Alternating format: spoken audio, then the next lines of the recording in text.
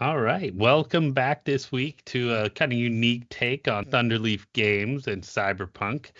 We're going to get a nice still of Greg tonight. He's not actually frozen. He's just very, very still. It's totally normal. Um, yeah, absolutely. So he'll figure that out as we're chatting tonight. But we're going to just take a little bit of time and actually just discuss where we've been in the campaign, where we think we are, which is probably wrong, and where we're going. Uh, and then from there, we're gonna give us some of our favorite moments, and if anybody has questions, we'll answer those as well. Um, but first, of course, we'll start with our introductions, and we're gonna do a little different take on the warm-up question tonight. So I am Donnie, as always, kind of your opening host here, and one of the minor pieces that hold this team together. And let me introduce my fellow cast here. And we are missing, of course, our DM tonight. He decided not to quit his job and become a professional dungeon master for us, so he has real life responsibilities tonight. It's rude. Rude. Yeah. All right. So, I see next to me is Amy. So why don't we start there? And Amy, if you could answer for us, what is your favorite or first gaming memory? My first ever gaming memory would be when I was probably like 4, and it was playing Super Mario on the NES. That is so And that was funny. my babysitter's house. They had one. It was like in the upstairs bedroom, and so it was this special thing to be able to go up there for like 30 minutes and play the Nintendo, and it felt so cool. So that is like literally right out of what I was gonna say is for mine as well. Is like it's literally like my first memory in my entire life is Oh, wow. playing Super Mario Brothers with my older sister. Like, so yeah, that's awesome. But all right, let's throw it next to Greg. He's the next one up on the screen. So extra.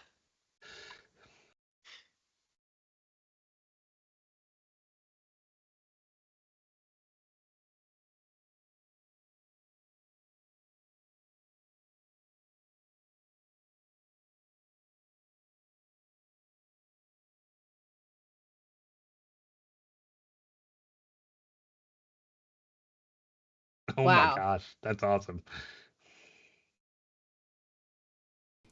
Loved the whole thing. It was great, and it just introduced me to how cool games can be. And then I think my favorite tabletop memory has got to be starting the and finishing the starter campaign with my family. That was my first exposure to tabletop, and it'll always be a favorite memory of mine. So when you say the starter campaign, like the Lost Mines of Vandavar for D&D, or The Dragon of Icefire Peak. Yeah, that one. okay, Yeah. gotcha. I ran them through that shortly after the pandemic started. Awesome. Oh, wow. And yeah, that was my first exposure to any of this stuff, and it was so much fun. Running parents through D&D that are not like ready for it is That's fantastic. intense. Oh, Yeah. my dad loved it. He's like, "Hey, can I smash shit?" I'm like, "You can smash it." He's like, "Cool, I'm a barbarian. Roll to smash." My sweet That's mother so cool. murdering goblins just relentlessly and mercilessly was like, "Oh, okay." Ray, how about you? What's your first or favorite gaming memory? My first gaming memory. I don't know how old I was, but a wee tot, maybe 3 or 4. And I was playing Pitfall on my parents' Atari, which is older than all of you here for sure. Um, I remember playing that just endlessly, and it was probably because I was 4, but I never beat it. But yeah, that's definitely my first gaming memory. I will tell you my favorite tabletop memory, which I just started this whole tabletop venture with Donnie and Greg about a year ago. So this is only like my second ever like TTRPG that I played. But I think it was like our second session. We were in the woods, and I was like, "Should we check for traps?" And the second I said that, Greg was off doing whatever Greg does and immediately like stepped on the traps. And it's like, this is gonna be a good time. We were meshing. It felt good. I was like, we're gonna have a good time together. That was an epic session. Yeah. Still one of my favorite games. Yes, that was perfect. That was perfect timing. Well, awesome. Yeah, just a little bit about us there. We figured it'd be kind of a fun opportunity to share a little bit about the people behind the characters tonight. And unfortunately, we probably all just dated ourselves severely accurately, but that's fine. I'm so old, you guys. No, we're all still kids. That's why we're playing games. Exactly.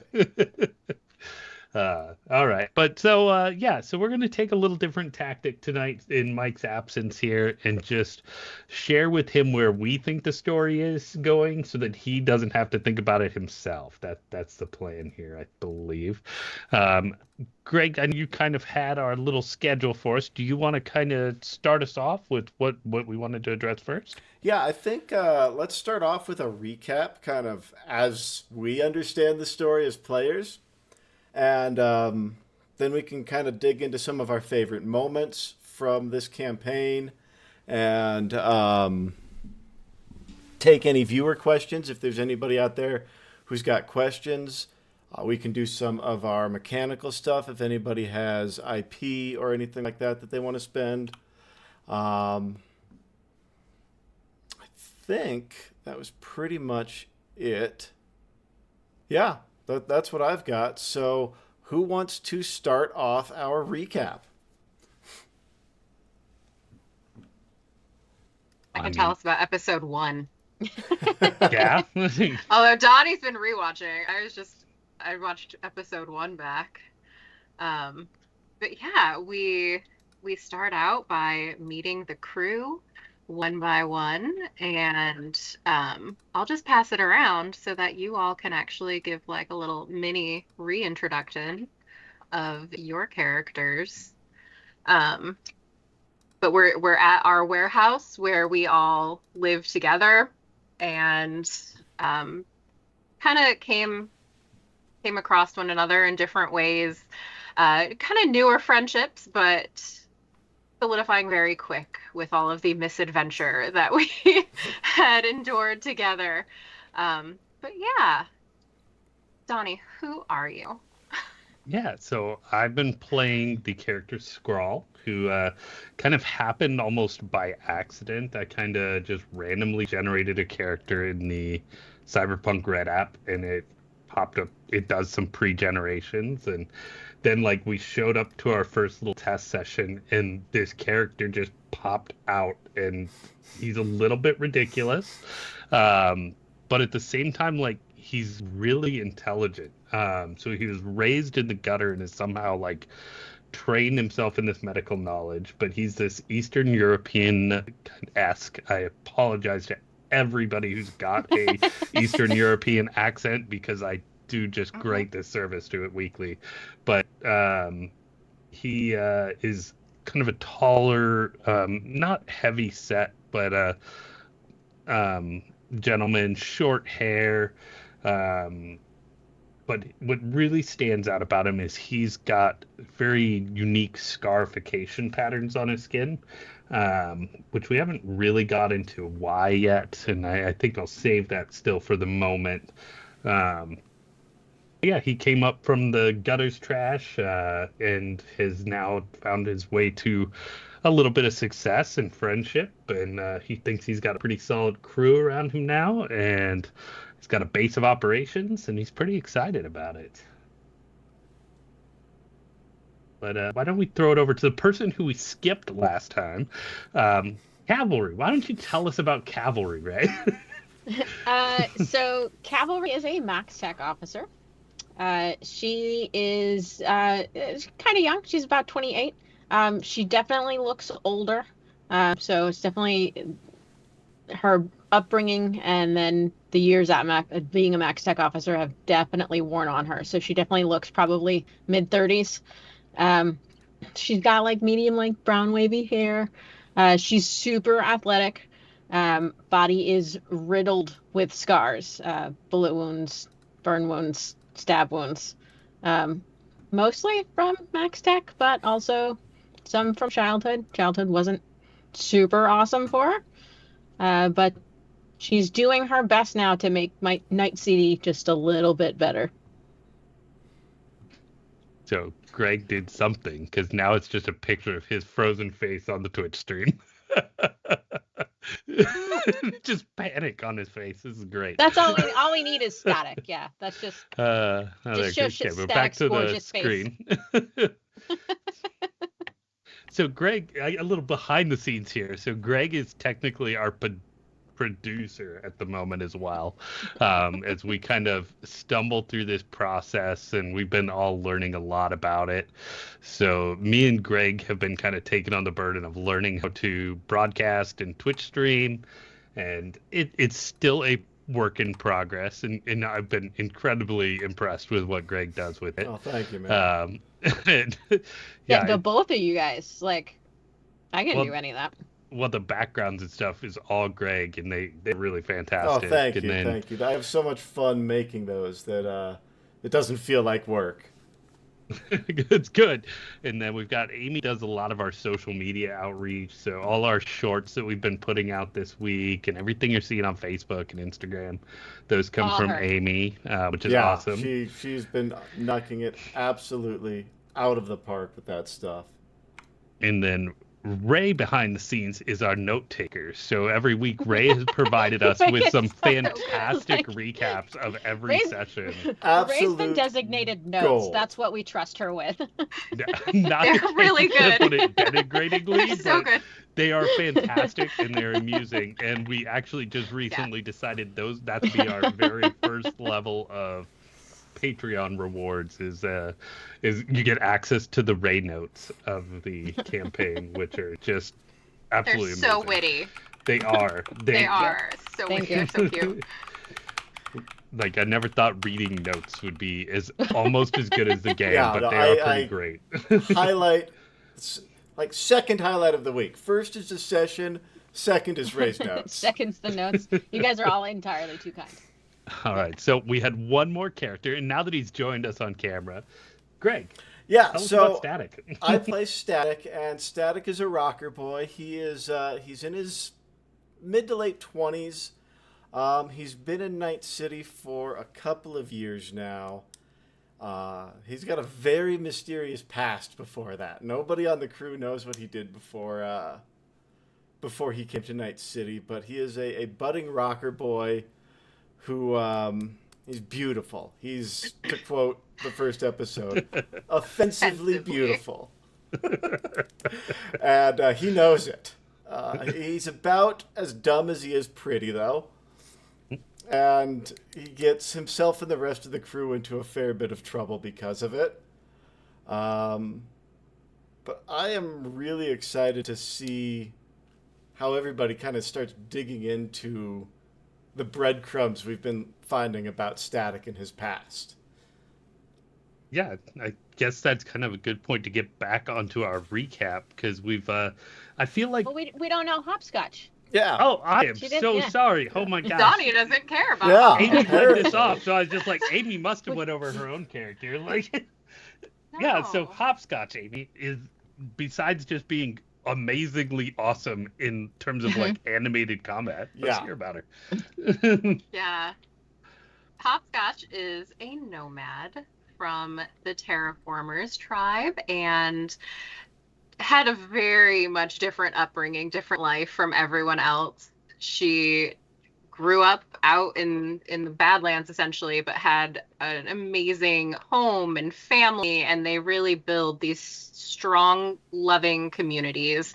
And so it is very much just a happy, warm place, despite all of the hardship and ruggedness with, you know, all of the bias from her friends about where she's from, constantly shitting on her home.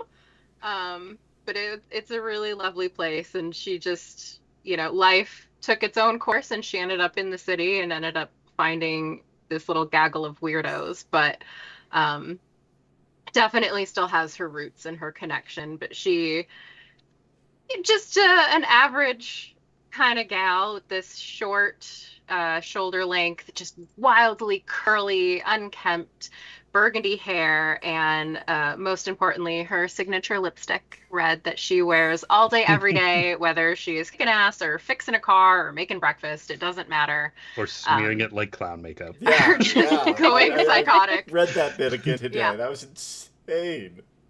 Yeah.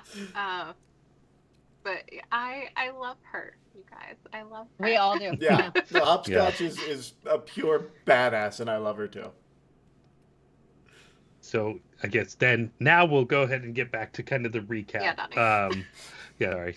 But I do feel like kind of the story, we've kind of meandered a little bit, but it feels like, honestly, the threads we're going into now with Static are definitely kind of focusing us. But you're right. So we started with the first session, getting to know the characters a little bit. We did a little bit of community service, helping out, what was his name? Freefall, I think it was. Yep. Freefall was the guy organizing the event, the community event. Well, first there was Jimmy Two Thumbs. Jimmy Two Thumbs is the tech at Salt and Batteries. But that was our first mission, was a call. Yeah, from he Jimmy. called us to come in and work for Freefall to get the groceries. No, it was before the groceries. Oh, Yeah, Is we when we did first something went else to with the- Freefall, right. yeah. Or with Yeah, Two no, that was Thumbs. after. that's right. Greg, let me do my job.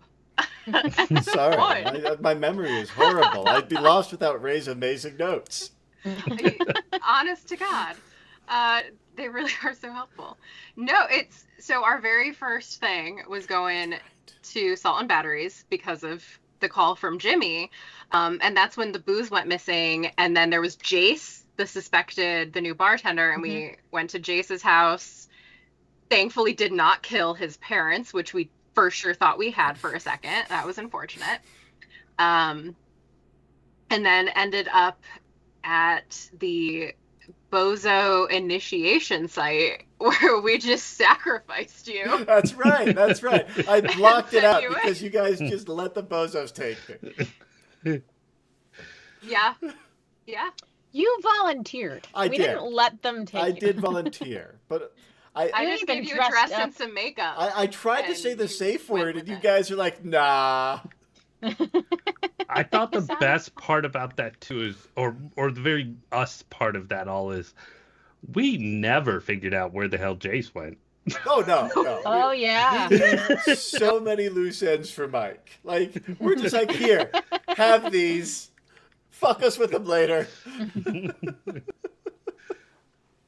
Yeah, no idea where that kid is.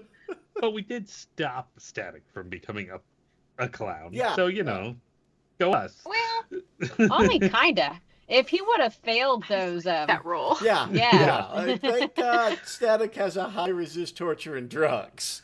That's all I'm saying. Well, they all have shaved heads. And I about died because I was like, if they Oh, shave his If they head, shaved his beautiful golden locks off, we are yeah, dead. no, if you're they gonna see shave a his whole head. new. He's going solo if they shave his locks. We would have lost Static the first episode Yeah. if that had happened. Yeah. Yeah. And reroll. Right? Yeah. Or Vengeance Cycle, like new big bad, Static the Hairless. Right? Static the Bald. The artist formerly known as Static. And then that's right. Okay, so then we returned with the booze and ran some errands to prep for the big community event. Not which before we did we extorted the shopkeeper at one point, though. that was part of the errands. That's right. Yeah. Okay. Yeah. So we went and did errands with Fallout, and in the middle of that decided we would have a Static promo session, and then we extorted a shopkeeper, and then we said, Well, I wouldn't say we extorted that's enough him. of the errands. Like We helped. We got rid of that guy in the back room. Yeah. That was We clearly were not so working helpful. Yeah. I feel And I like- bought a bunch of tacky ass jewelry. Like I supported his business. Yeah. The I media feel like was that came out after the extortion, though. So it's Potato, potato. I man. remember the Fine. media was trying to get a hold of Free Fall, and Static's like, oh, a camera. Yep. And And we left you there. yeah, you guys Yeah, left me because you there. took way too long. He ended Yeah. up catching up with you guys at the store, and yeah, there was we tried to extort the guy, then he's like, I'm already being fucking extorted. And we're like, oh, we'll take care of that for you. To be fair, we paid for our purchases in full. We like, did. We didn't so. And then it got awesome. So I just finished listening to this episode, and it's amazing. Oh, It's I think episode episode 3 is the bar fight one. It's the best one. Yeah. That's Yeah. easily the best one so far. Yeah, it just was crazy. We learned so many little things in that fight, and then like the fight itself was so off the walls, like, and it just was all just completely capitalized by Static there losing his what we found out to be his auto-tune cyber tech there. And yeah, just all of a sudden freaking out poor high teammates that were dosed by the bozos invading. Like, oh my gosh, that fight was like, pretty exciting. It starts with the bozos throwing coke grenades into the bar, and then Static's on stage just jamming the whole time, shooting bozos, hitting people with his guitar. Hopscotch is being hopscotch, being just fucking badass. Tying everyone up. Cav's trying to Dukes of dance with Hazzarding people over tables. while Yeah. she's fucking them up, and Skrull is drinking Making and shooting. people eat glass. Yeah, he crushed a bottle into a guy's neck. Well, and, I realized that wasn't even the highlight. I then overdosed some dude by like force Oh, injecting God. him with That's some right. cocaine. Like, That's right. yeah, like it was. We kinda are crazy. putting the violence warning before the show, right? Apparently, now. we should maybe put a tag on that talked episode in about- particular. We talked about having a violence warning. Yeah, we need to. It's PG-13. Yeah, People. PG-13. We'll Yeah. have Mike put that in the loading screen because And the disclaimer. we need yeah. a disclaimer. Yeah. But of course, we went from that violent episode to visiting the nomads, right? Like that was the next Oh, episode. yes, that one was good too. Yeah, because you guys all needed rehab. Yeah. Yeah. I Mhm. did. Papa Percy. Oh, Static and Papa Percy got close. So Awkwardly physically close. Yeah. So physically close. Yeah. I just And then we all ate I French loved fries, it. Yes. which is fantastic. Real food. Yeah, that And drunk. episode was fun. We went out to the Nomad camp to try and get clean with Papa Murphy. Or not Papa Murphy, Papa Percy. Papa Percy. Papa Murphy was working in the cafeteria. Yes, yeah. No, that's a guy who sold Static the Sawdust. Yeah. Yeah. So yeah, Static tried to play a show for the Nomads, was terrible, then tried to buy drugs from a complete stranger, which turned out to be sawdust that he stashed in somebody else's truck. And then You paid back right though, right? I think, yeah, Yes. You yeah. paid Cap back. Did, Yeah. yeah. He didn't have money, so he got the Max Tac officer to loan him 250 eddies for what turned out to be fake coke. It So wasn't I all fake. It's just mostly. Oh yeah, Fair. you got a There little was bit. a little of bit it. in Yeah. there. And then So Pop- we did also leave a huge loose end too in the bar fight that I almost forgot about. Oh yeah? Because we drugged the shop extortion guy who was part of a different gang, who We got his hung like him Yeah, he from was the hanging rafters. from the rafters when we left. yeah, and so And then then after his, the bozos did, he like got his brain like fried by some chip, Oh. and somebody That's like right. texting him That's and being right. like, That's "I know what you right. did," and we're like, "Cool," And then we his, just his walked agent away. exploded. Yeah. Phone back. And And walked then we away. then we went home. Yeah, And we went were to just like, bed. "That's good enough." Like, Oh my god, that's right. so like, Which is why there's been more than one instance where Hopscotch has been like, guys, what the hell is wrong with us? And what are we doing? And why are we doing it? And this is awful. yeah, And yet What you is stick with happening? us. I think because we keep getting drugged with synth coke. That's what I'm gonna go with. probably fair. It doesn't really excuse us, the human beings, but our characters at least have I'm a good role plot playing armor. Static's low intelligence. That's what it is. Yeah, Okay. and I just have the attention span of a 4-year-old. That's really all it comes down to. Yeah, same. Same, bro. Same. Same. But yeah, I when I caught that in the lake as I'm re-listening, I was like, oh, Yeah, that's gonna be a problem. caught Like, that I bet that in- was a big plot hook that we were supposed to follow through on. I caught that in Ray's notes, and I'm like, whoops. That's knowing Mike and the way he runs a living world. Yeah, that's still going on and moving. That's coming back. Yeah. Oh yeah, definitely. Which is one of the things I love about the way he runs a game is no matter what you do, everything in his world is still moving forward. It's still moving forward. That's Yes. exactly right. Yeah. Yeah, so we definitely play into that moving world, and we're like, great, I hope you've got a huge moving world, because we're just moving past it. Yeah, we completely He's gonna ignored watch the this and major think, plot like- hook where he's like, hey, I can kill a guy from afar, and I know what you're doing. We're like, That Great. won't matter. Let's install some more cyber tech. Yeah. He's gonna listen to this and us bumbling through our recap and be like, "My players are idiots," and he's gonna mess with us. oh, yeah. Yeah.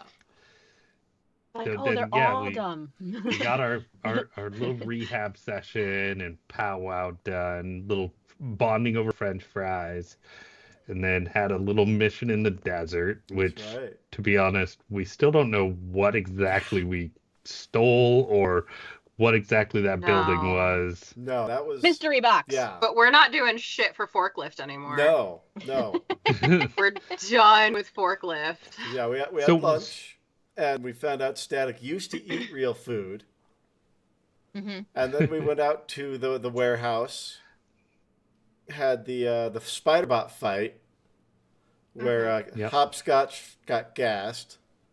And then... It was wholly unnecessary. There were just so many doors, guys. Yeah. Kat tried her best to get there. Yeah, she Can I ran. tell you? Because I was next to a door, so I had to open Sure. that door. Mm-hmm. And would you believe that when I did, another one appeared? Yep. Mm-hmm. And then I shit you not, friend, I opened that door. There were 5 more in the next room. I mean, What was I what supposed to do? what were you Click, meant to click, do? click, Yeah. Yeah. I had to. But then Skrull, we find another Spider-Bot, and Skrull's like, oh, I'm Agent Zero, stop. And it does. Like, Yes. It's our new pet. There's no secret plot there. no. But we do have a Spider-Bot now It's our new pet. that Skrull might be updating with cyberware he rips off of patients. Yeah, it'll be fine. I've got a nice new cyber snake or something Yeah, like that oh. now that I can put on it, I'm which so will be bummed awesome. that's the wrong arm for Static. Yeah. I was really looking forward to amputating your I arm. know. I was really looking forward to having a cyber snake. But so on our way back from that base, it got really interesting. And I'll be honest, this was one of the more like intriguing aspects of the campaign for me personally. Because like I still really don't understand what happened. And I mean, maybe some of you all do in terms of like knowledge about cyberpunk. And I'm mostly looking at Greg and Ray, but I got nothing. nothing. Okay. Yeah, no So- idea. So like I like the I have obvious so Amy's many no shit. theories in my head. Like I am definitely like at this point there's a wall next to my desk with like pins in it. Like Oh, maybe it was this and I- like This goes here. I no shit have a Canva corkboard going for what's going on in the story. so let's just take a moment. So we on the way back we start having delusions about the bridge and about mechanical bees. We saw a knoll from The Eve bees Online. were not a delusion. Yeah, so the bees were We had real. stopped. We 'Cause I saw got stabbed. we saw a storm coming, so we stopped the car so that the boys could get inside since they were in the back, like Wasn't always. that kind of us? It was. It was so very kind of you. And look what your kindness cost you. We got assaulted by bees that turned into mechanical components when they blew up. Mm-hmm. Yeah. And then and then we of course saw Static's X's bike Yeah. coming along. So like what is your theories about what happened there? Like what were we seeing and why? Do we think it was the cube? Is there some kind of drugs in the desert air? Is it God knows what else. Like, I'm curious what you all have, because I've got kind of two theories. My first is that cube was emitting some sort of interference that was fucking with all of our cyberware. Hopscotch doesn't have any. And she wasn't seeing hallucinations. Oh, that's right. She was seeing the bee. Okay. Well, the bees were not The hallucinations. bees were real. Yeah, but Did you see were the they bridge? bees or were they No. just cyber drones? yeah, I Like- think they were. My theory is they were drones that we were interpreting as bees because As bees. So it's not. It couldn't be an EMF kind of thing coming from the box. My other thought was we found documentation about drugs in the facility, so maybe we got some residual high. Yeah, Or that was something I considered. whatever was in that box. All right, Ray, Amy, what were your theories on the hallucination adventure? Box is fucked up, yo. Mhm. That's my theory. Yeah, Second. I didn't even put together that we could have gotten something residual from that facility. Yeah, that didn't even click with me. That totally could be. That's plausible. But yeah, I thought it was the box. I think we should have turned the box off before we left, because it was plugged into everything, and we just like unplugged it Yeah. and bailed. We turned it off at some point during the we fight. turned it off after. Literal off switch. Yeah. And that Yeah, was we didn't it. turn it So off until anticlimactic. after the knoll showed up, Mhm. and then we went into Night City. Which was an amazing moment when we learned that Cav is a It's an adult game. big fan. It's a grown-up Of game for Elfire. grown-ups. No. God damn it! Great It scene. is. I agreed with you. So Right. my personal thought was that the box somehow was sending us into some kind of like, I think it's called, what is it called when you're inside the net, like edge running, or no, that's what we're Virtuality? doing. No, like, so there's like a cyber virtual reality aspect to Cyberpunk, and those people are called Netrunner? Netrunners? Netrunners. Yeah. But So yeah, I you was Well, I thinking think somehow. I was going for something so much deeper than Netrunner. Yeah, Yeah, like so my initial thought was somehow like we were being drawn into like a net running type situation by the box in like some kind of augmented reality. But like even that didn't necessarily work out. And then how does that Hopscotch get pulled in? within the game world, there is virtual reality, the virtuality stuff, and that's you can play Elfines online through virtuality goggles. It's the way most people play it, but you need a headset to go into the virtuality space. So it couldn't be that we were doing that. Gotcha.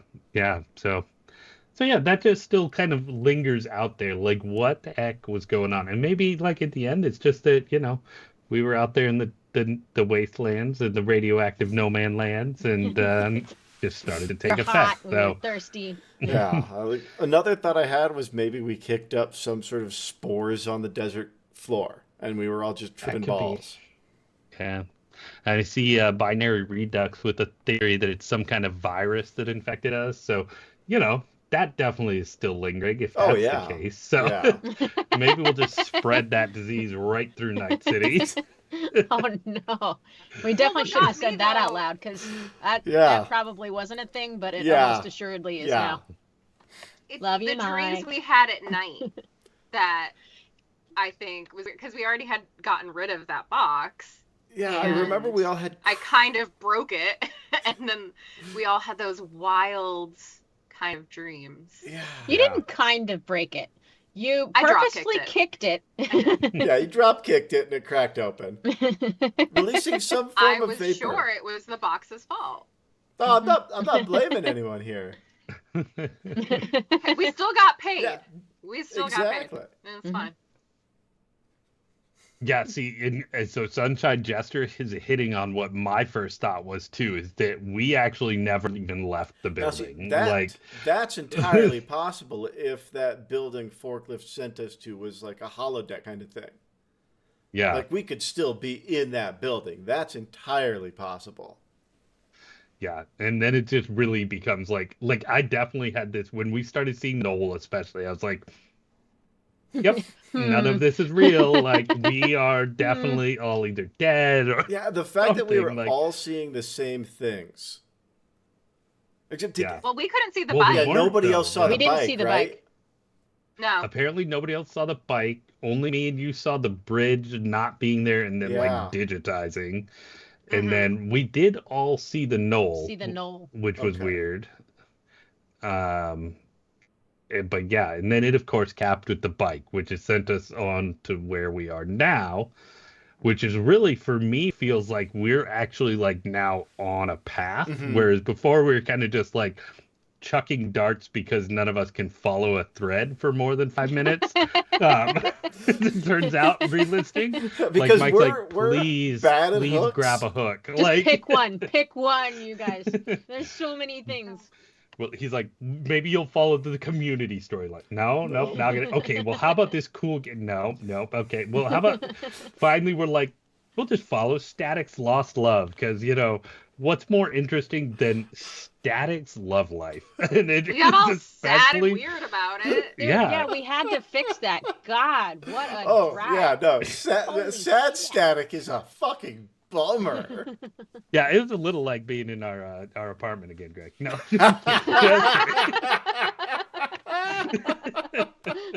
Oh, well played. That was good. That was no, good. not at all. You were never like that. But No, like I bet Greg has watched The Notebook like intentionally to cry. Yeah, definitely. That feels very Greg. Yeah, right? that's what Pixar movies are for. Exactly. Thank you. Yeah, intentional crying. Yeah. I've never seen a Pixar movie without tears.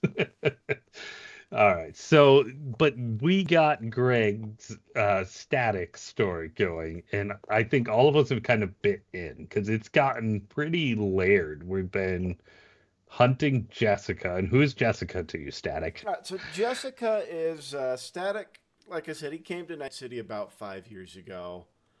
And Static will take any lover who is Available.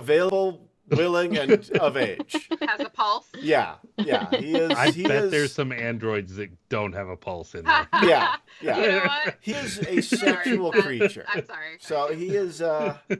He doesn't put a lot of stock in relationships, but he has had 2 actual relationships since he's been in Night City. And the first one was with a guy named Alex, who looked like David Bowie on Brad Pitt's body. Yeah. Android. Yeah. Turned out they were better friends than lovers. They still hang out occasionally. And actually, Static is going to go talk to Alex during the downtime. Mostly they talk about music, but they're still really good friends. And then his other actual serious romantic interest was Jessica. And they actually lived together for a couple of months. And they were deeply, deeply in love. And they did some music together. But she had this green and gold Zonda Parallax that she always rode around. And Static would ride around on the back of it, his hair flowing in the Night City wind. Static strikes me as a backpack. Oh, yeah. He is definitely a backpack. And that's his favorite feeling in the entire world. And then one night he came home from a show and she was gone. And no sign of her. None of her friends knew where she was. Her stuff was gone. Her bike was gone. NCPD laughed him off. Said what did they say to him? They said she was probably tired of dating somebody prettier than her. Yeah. Which Static thought was utter horseshit because he thought she was the most beautiful creature ever.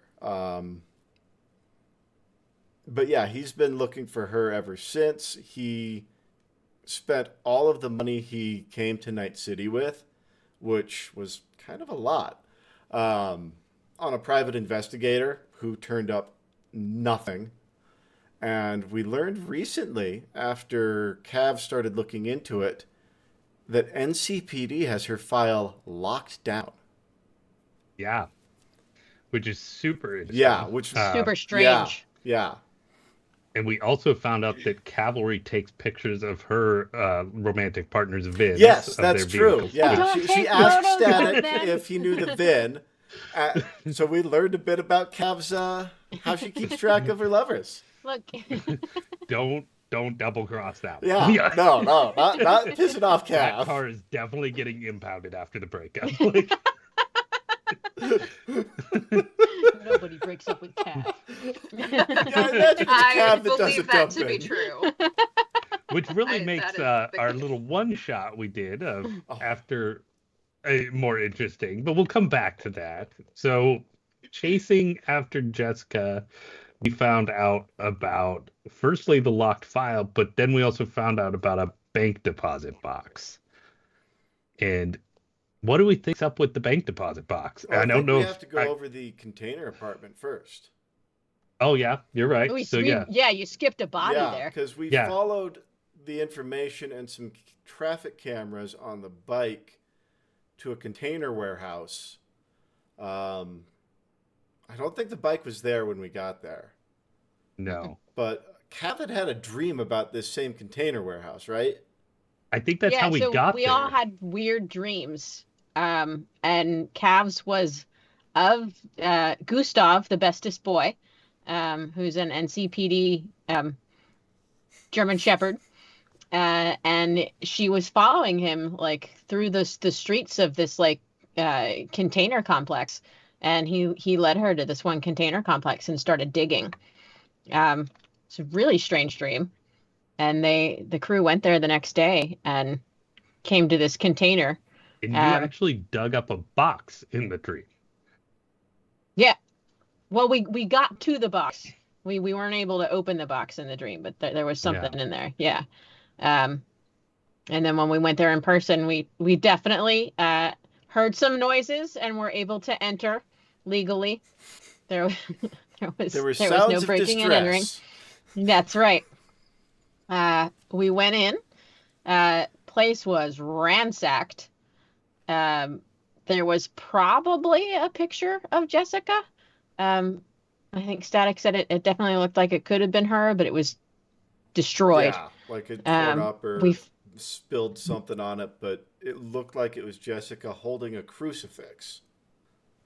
Yep, we find the crucifix on the floor. It is also broken, but there's a number in it, which happens to be the number on a safety deposit box.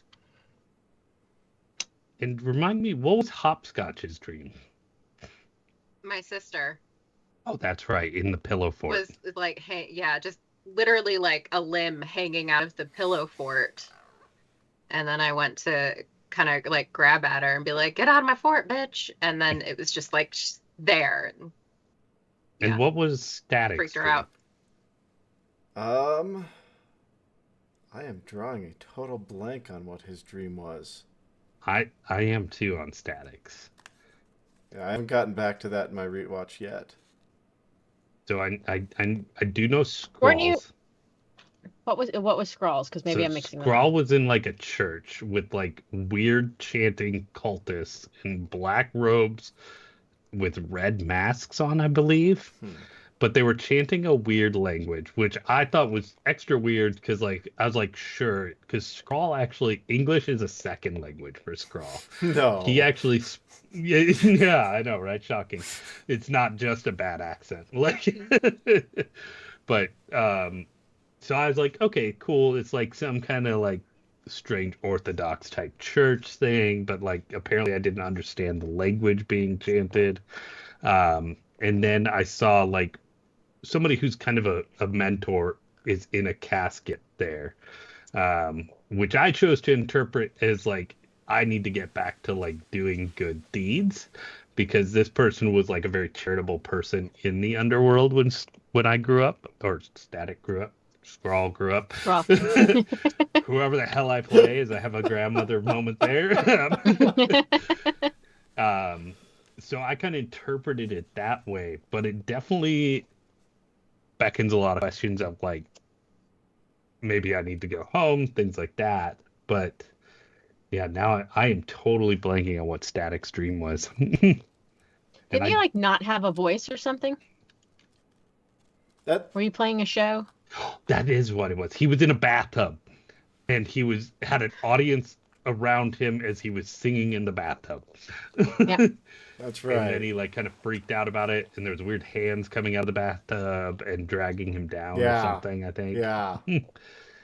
Yeah, that's right. That's right. I blocked that out because that's terrifying. I don't remember that. Yeah. That at one all. was definitely nightmare fuel. Yeah. Like, Yeah. Nope. Mike is good at horror.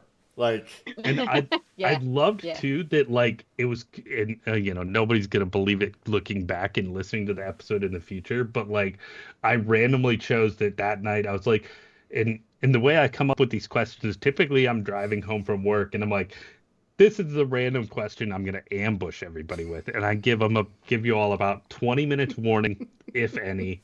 Sometimes. Yeah, if any, and then chuck the questions at you. And then really the new fun thing is chucking it at Mike without telling him that he's even going to be involved, and putting him on the spot. But that night's question was like, what's your character's reoccurring nightmare? Like, and it just was like foreshadowing, but like 100% unintentional, like fluke there, which was cool.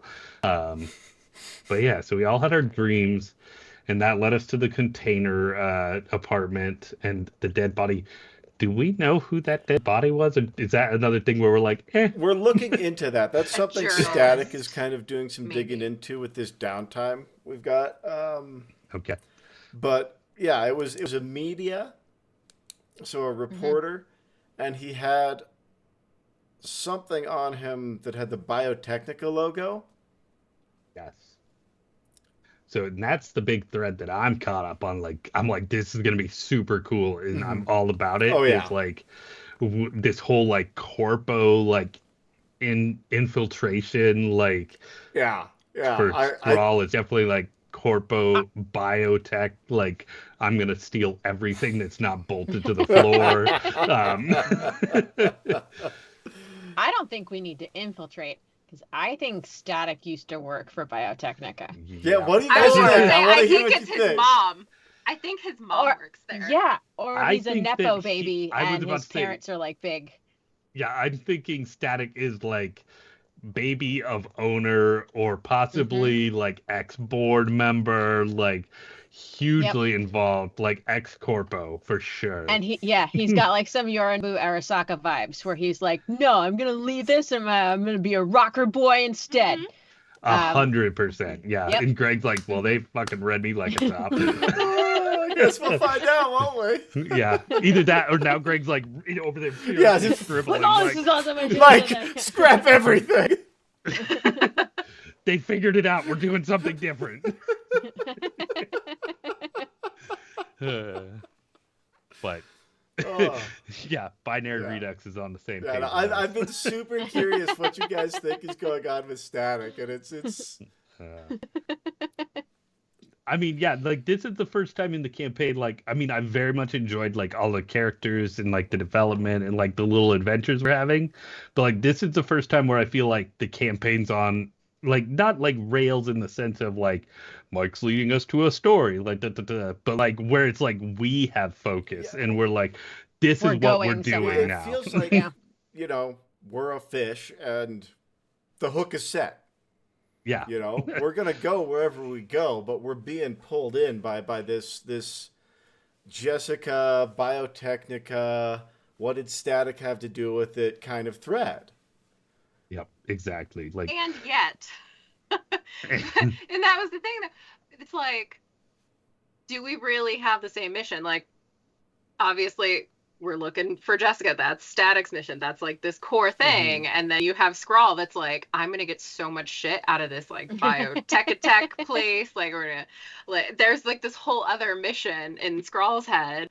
And then, we have our very centered and level-headed Cav who probably is like, I'm just trying to take down some bad people and I'm going to make this world better and figure shit out. And Hopscotch is just like, what are we doing? Who am I tying up today? Right? Like, I'm trying to be helpful. Who's getting the belt? But none of you have a goal that is the same. And it's like, I think that's what are we doing? Static was definitely as a character, designed to come into this without an active goal. He was supposed to be kind of this,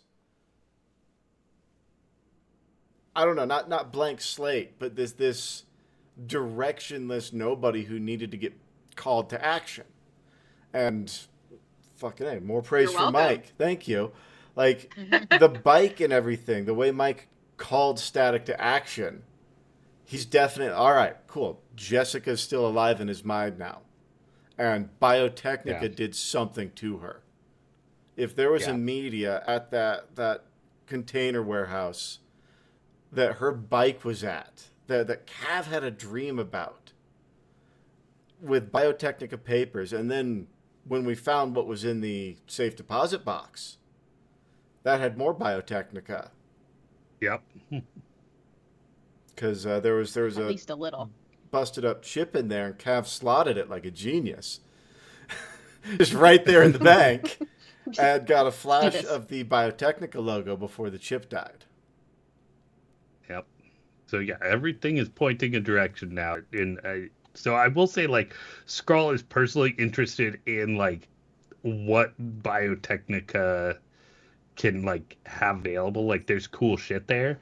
But, like, I do think, like, Skrull's, like, root interest, though, is just, he is nothing but a golden retriever. Like, and so, like, Static has a mission.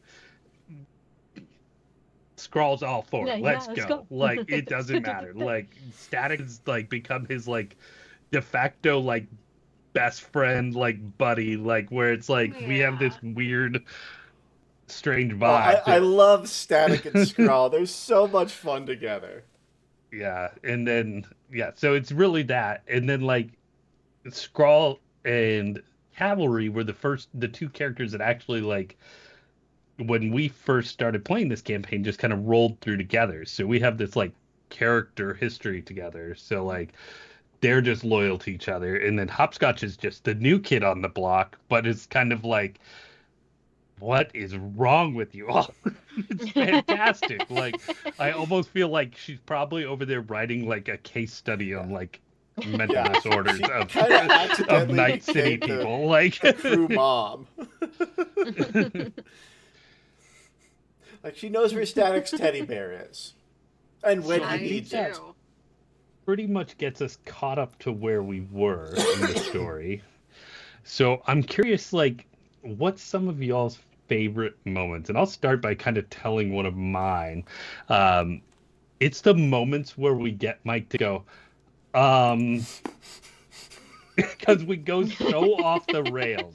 And I will say that Hopscotch and myself are kind of the, like, notorious ones for this in particular. Like, Cavalry's pretty good about staying on topic, and Static is always Static. But, like, Cavalry will be like, I need more belts. All right, not Cavalry. Hopscotch will be like, belts out of nowhere. And he's like, what? And then there was one point where, like, he presented me with the random stranger who needed their arm repaired. And somehow in the course of a conversation, which I think was his opportunity just to introduce, like, that Skrull does cybertech repair, like, on the, like, sly for people to help out, like, those who need it. He somehow, like, in this conversation, I quickly turned it to a racket where I'm basically taking people's arms off and trying to sell them back to the people that sell them defective arms. And he just stopped. He's like, what on earth are you doing? Like, but those are my favorite moments in the campaign, is where things just get a little bit off the rails and Mike where just has to, like, roll with it. Just a little bit, yeah. Which probably says a little bit about me. But but so what's some of your guys' favorite moments in the campaign so far? I think one of my early favorite moments was when Static's voice broke in the bar fight. Yeah. And how everybody reacted to that. That was so much fun. It was so good. So funny. And then immediately forgot that, like, it had broke. Yeah. Nobody's asked him about it since, and he's totally fine with that. Right, Amy? I like Cav's first instance of synth coke, which was brought on by Hopscotch shaking a bozo box in her face. That was super fun. Yeah. And then I like the immediate next episode where everyone else got addicted to synth coke, except her. And I will That say, was also like, super fun. bravo to you, Ray. The role playing of that in that episode was just fantastic. Like spot on. Yeah. Oh, it was amazing. That was so much fun. Well, that was episode 1. Like, that set the tone for everything. It really did. Really did. What's hopscotches or Amy's? I love hopscotch just tying everybody up. Any combat and then I do think killing the one guy with the other guy's leg. Like, that was so cool. Yes, yes. Yeah. I think she's like, I'm out of belts. I don't know. I'll hit him. Cav I'll hit blew him with his someone's leg. leg off, and hopscotch the leg was your idea, speared a guy with it. I was just like, yeah, I'm gonna do that. That was so cool.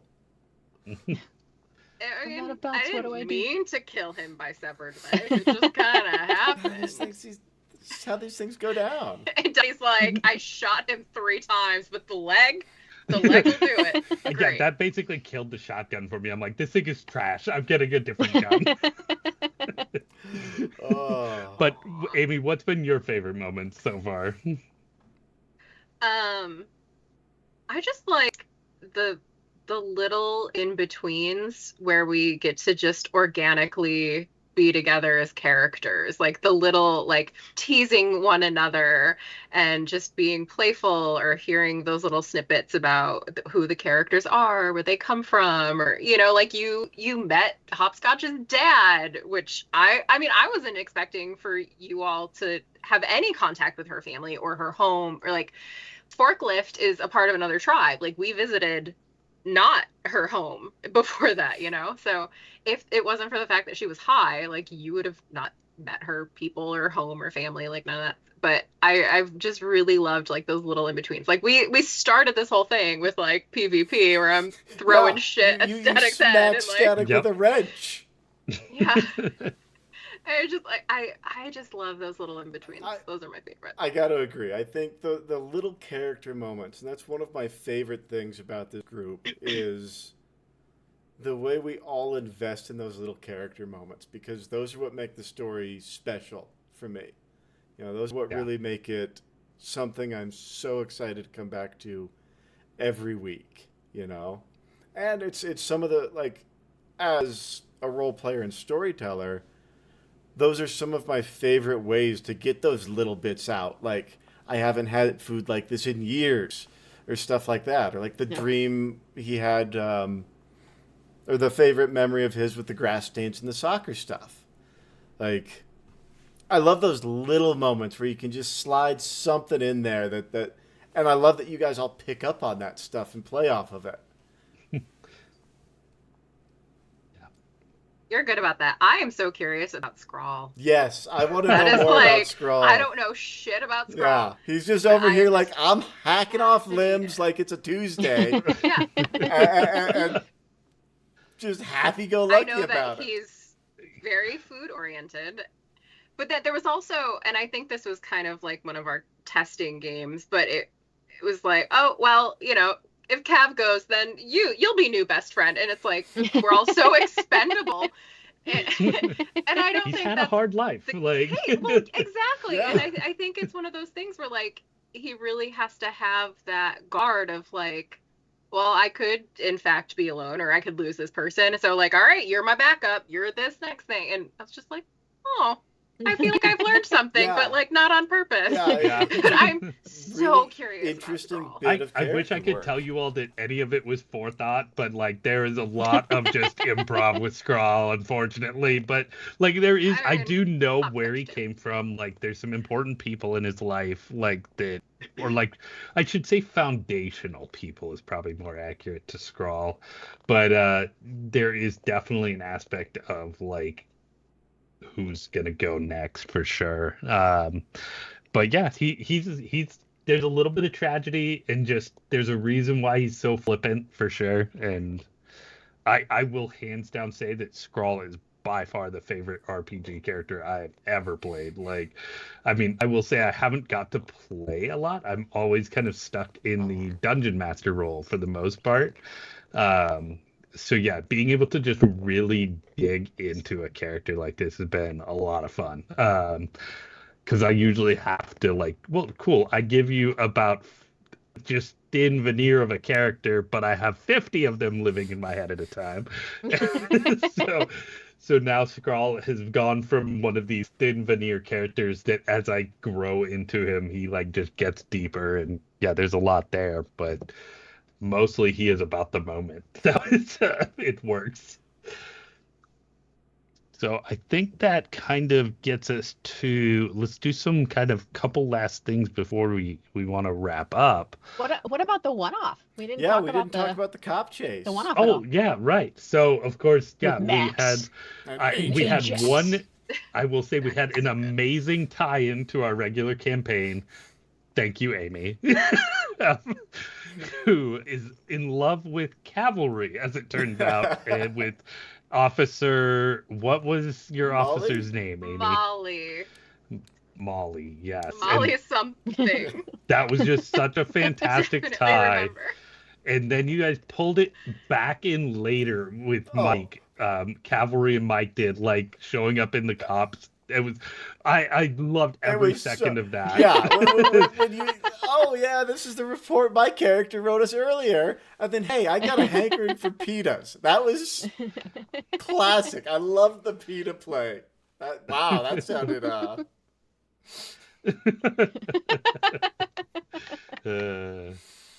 Yeah, for that you, one-off buddy. was awesome. Good for you. You guys crushed it with like the 80s cops. the over-the-top action was so much fun.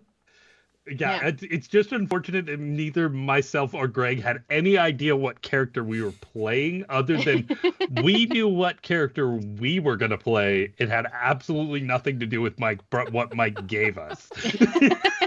And we never even looked back twice. Nope. I love playing like that, though. That's another thing that I am so stoked on this group about, so proud of this group about, is we took completely blind character sheets and we made story with it. Not just story, but fucking fun story. We found that out when everybody else did. Like, there was no no prep for that. I had a character name, and he's a veteran who's a week away from retirement. That's pretty much what I Here's your had. stats.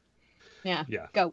And I only when had you a kind name. of started that, I was like, cool, this is Lethal Weapon. I'm going the other way with it. Like, which is exactly what I hoped it would be, and it was. I think my favorite from that one was Ajax thinking he was going to dive through the window and like tackle this guy. And what he really does is his old man crawl out the window and then trips into the van and gets his ass kicked. He got there. You know, mission accomplished.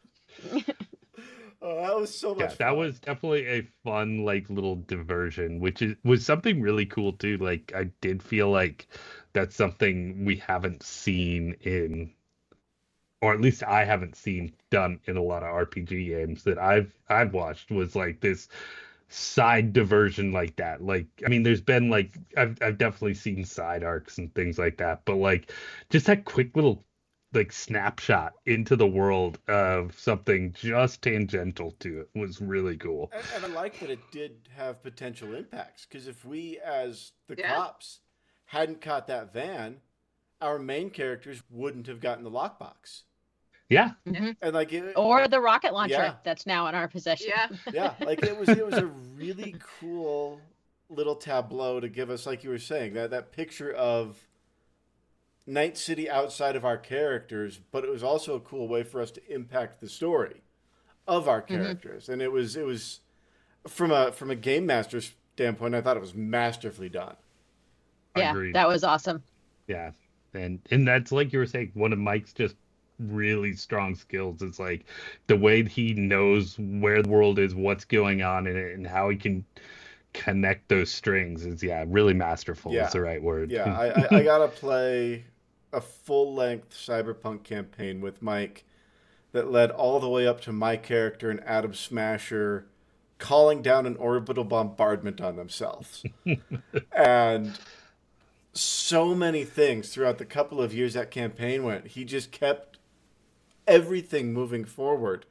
And every once in a while, we would just be reminded of stuff like, you know, the cell phone we just put back on the guy's body. Like, we'd be reminded of stuff like that by bigger events happening because we ignored it. And Yeah, I can't wait for that one to come back, because it is going to come back. Oh, it's going to come back blow hard. It's going to level Salt and Batteries, is my guess. Yeah, something. It's going to be bad. I keep forgetting, and I keep meaning to ask Mike, but when we were high, like, all of our agents went off at the same time, and it was like, we know who you are, we've been watching you. Like, we all got that message, and none of us addressed it. I keep forgetting. Yeah. But who knows who we are? What, are they watching us? Like, where are these people? I keep thinking of that one. I'm like, that's gonna suck. Oh yeah, probably. That's gonna bite us in the ass hard and at the worst moment. All right, also, I'm a legend. Yes. I don't know from what, but I am. So let's see here. So I think kind of one of the last things we wanted to discuss was, is there any way you're going to be directing so we use IP to level up characters. It's kind of the Cyberpunk equivalent of experience. Are you guys going to roll into anything different? Has playing the last couple sessions like changed how you want to use that? I will say that Skrull is definitely just pouring his experiences into his need to be like a useful medic to the group and like be able to help us deal with all the punishment we're taking. But what are you all leaning into with using your experience? I was going to go to Cav. Oh, go ahead, Ray. Go ahead. So, like, Cav's really good at shooting the things. And that's kind of it. She can drive now a little bit after learning that that's going to be really important. So we did respec into that. I think she's actually going to work on talking to people, because she's got zero personable skills. She can intimidate the shit out of somebody, but she can't actually like hold a conversation. So I think she's probably going to work on that. Okay. And Amy? Yeah, I was gonna go to Cav for some target practice because my shooting is shit. I am a one-trick pony, absolutely. It's so effective, though. Like, it ain't broke, don't fix. It's a great trick. Yeah, it's a great trick. I definitely think you've broken the game a little bit for Mike. Like, he's definitely probably plotting every week. Yeah. Like, how the hell do I deal with these stupid belts all ruining of his your belt was from martial arts. Here's the thing, though, because my damage is so low. Yeah. And a lot of times, like, we were running, especially like the first few like brawls we were in, you know, I'm rolling like 4 damage on crap, my 2d6, and then you're wearing armor and I wasn't doing anything. Yep. So then I was like, well, if I'm not going to take someone out, I'm going to just knock him over and tie him up and disable them in that way. Brilliant. Brilliant. Absolutely. And she also doesn't like to kill people. Like that's like she's intentionally not killing with people, the wrong you know? Yeah. I am. And she has expressed that, I think. Like, what is wrong with these sociopaths? But I realized really quick that I was wholly ineffective, like even with great brawl skills and like great dice rolls, it wasn't working out. So I was like, but I can like rip your helmet off. I can knock your legs out from under you and tie you up and take you out that way. So yeah, her battlefield control is, like, from a tactical standpoint, one of the most important things for our group. And I will say too, just the way you artfully describe like what you're doing as actions, like it just makes combat so much fun. It's so cool. It's like we're watching a John Woo. Yeah, there's a lot of that. Like, you just have some certain moments where it's like, oh my gosh, that's epic. Like, but I really do think about it between turns. You can tell. I plan it out. Really I really try. No, the work pays off. Yeah. Yeah. Now, Static, what is Static thinking? I think Static is going to go to the ladies because he is completely and totally ineffective in combat. So he is going to try and get a little more effective brawling and shooting, I think. Because Static's actually a little bigger than you would expect. Yeah, I think, too, is kinda he's come to one of light. those kind of like compact, strong dudes. So he's not weak, but he's like a wiry, muscly guy. Yeah. So he's not bulky, but he's not weak. I think he's got a body 7. Yeah, which is, I mean, Skrull is a body 5. So Static is a lot stronger than Skrull, for sure. Yeah, well, I mean, you guys know he grew up playing soccer, and then he's on stage performing, and then he's off stage performing. He's a very physical person. Which is cool. Yeah. It definitely, he's this very, he's a lover character, but, there's definitely an edge there that's hidden beneath the surface. I think having Jessica be thrust back into his life, you're going to see a lot more of that edge as he gets deeper into the hunt for that. Yeah. So I'll be honest, we haven't seen a whole lot of questions from the chat, and I'm pretty sure it's just our mods and maybe Jenny out there, Jenny O. So I don't know if we Turkey Company really want to jump into questions from the audience, but certainly we, of course, want to. Well, you're very important, but we talk to you all the time, Pioneer, because you're the best. Yeah. Oh, Brandon, or hey, Jester's still here too. Do you have any questions for us, Sunshine? Okay. Or let's hear Binary's question too. Anybody in the chat's got a question? Let's hear it. Favorite type of hat? It's definitely one of those Irish ones that pinches down in the front for Skrull. Yeah, Static doesn't wear a hat. Are you kidding? Cover up that glorious hair? He'll wear a bandana, though. A multicolor tech bandana that changes colors. To highlight. I like that, yeah. I can guess at Cavalry's, but go for it, Ray. What's Cavalry's favorite hat? Cavs, a tactical helmet. Bingo. Yep, okay. And I'm going to guess at Hopscotch's too. And Hopscotch's is definitely a multicolored knit, yarn cap. I love it. But no, really, what's Amy's? That would probably not be a stretch. But I was thinking very much like a big, wide brim, floppy hat. That works too. I dig it. You got to keep that radiation sun off. Yeah. Right? The scorched ozone out there.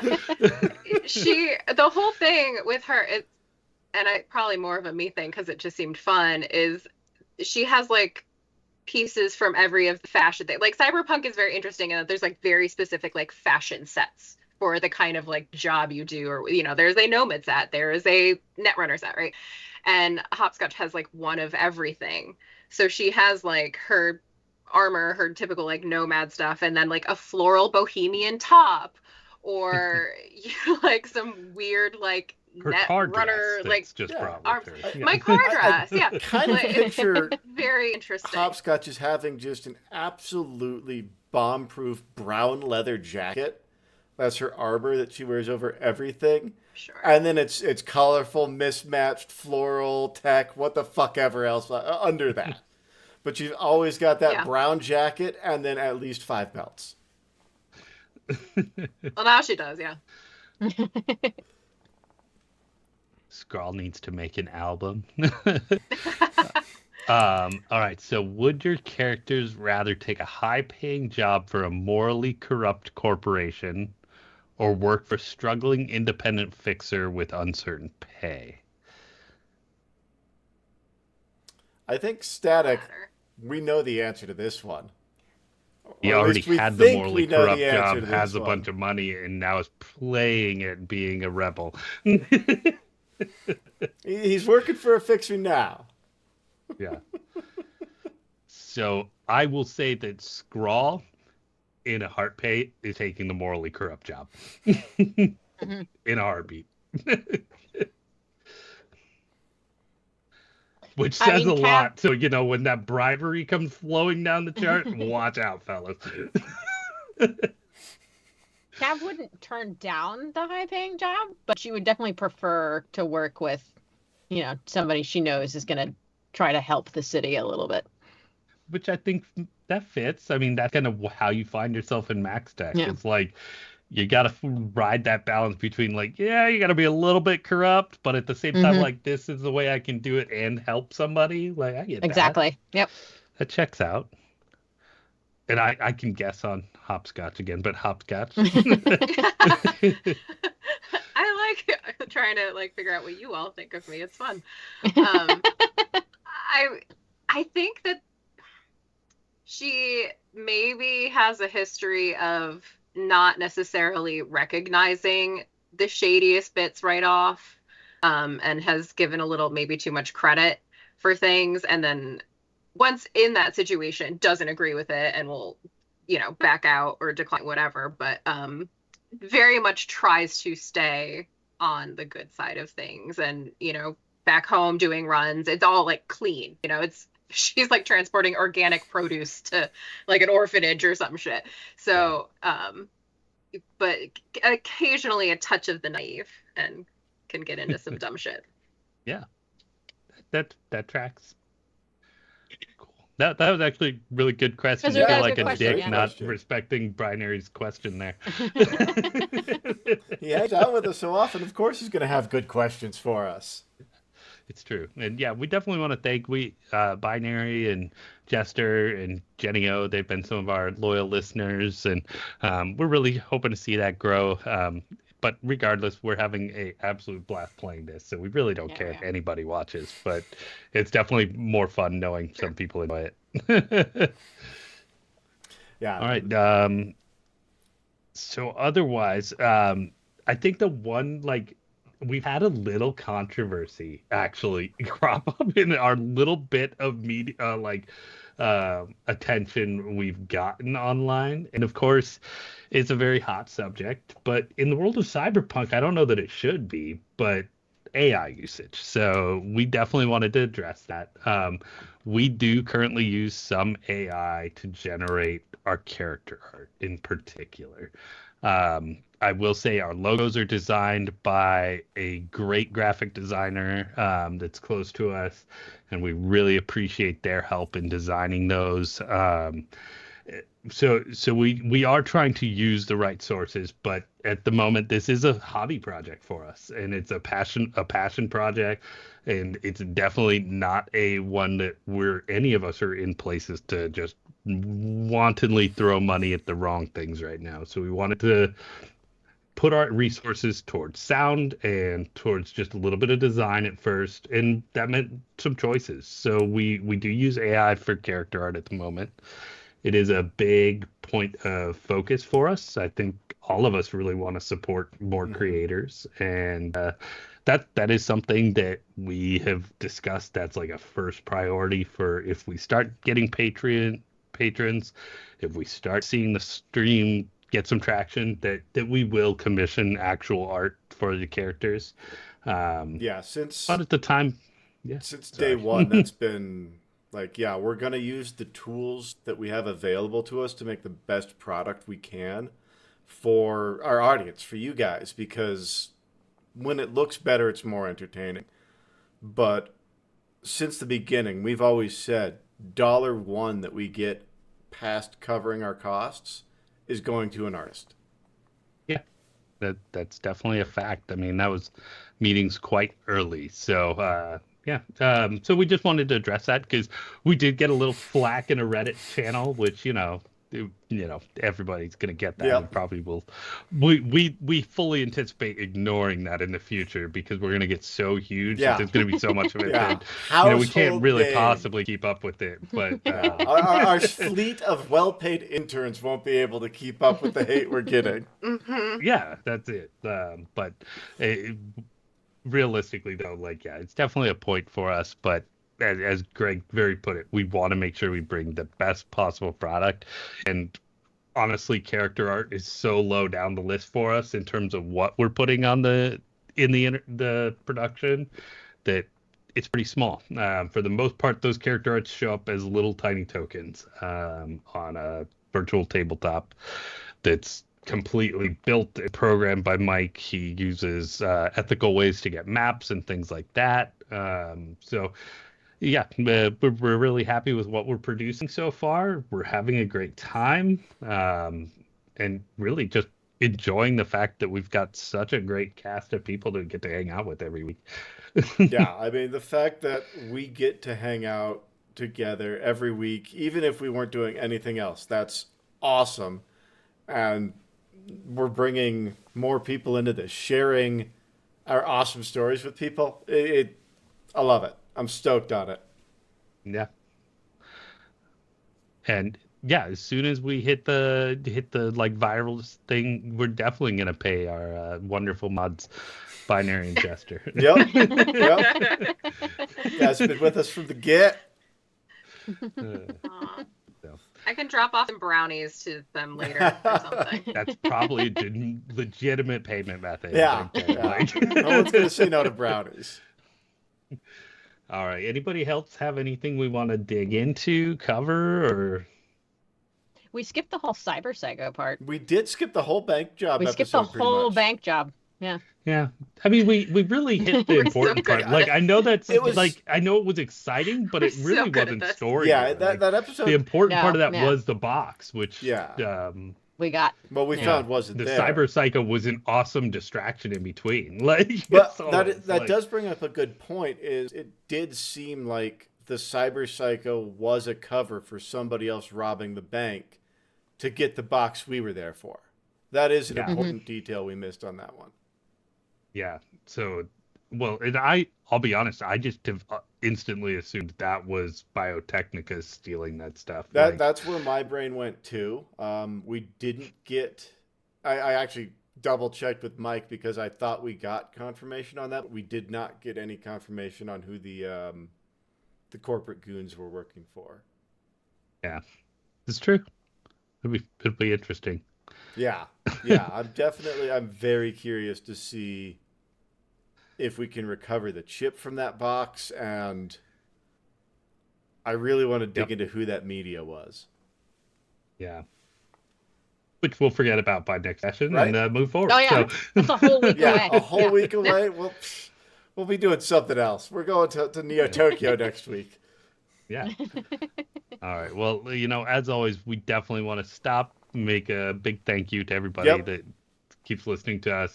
We're not going to just Absolutely, shut off guys. the stream instantly. Yeah, and, no. Who go would away. do that? We would never do that. Never do that.